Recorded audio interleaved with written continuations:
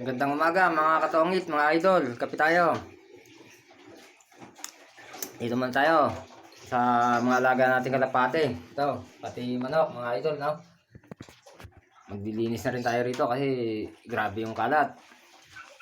Kaya mga idol, no, kwento ko lang. Meron tayong kaibigan na nagbablog, tumigil na, huminto na. Kasi mahirap nga raw.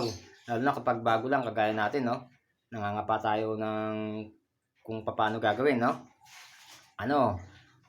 Sinabihan niya ako, buti raw ako, hindi pa ako tumitigil, humihinto. Ang sagot ko naman sa kanya, malapit na. Hindi, biro lang mga idol. Ang sabi ko sa kanya, mas mahirap kung wala tayong gagawin para sa mga anak natin, no?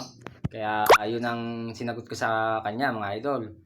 Kaya kahit anong hirap to, kailangan natin tiisin, no, mga idol. Kaya mga idol, hanggang dito na lang, no? Pakipalo na lang po ako sa Facebook page ko, Henry Miñano Costello. Yun lang po, pakishare na rin po ito.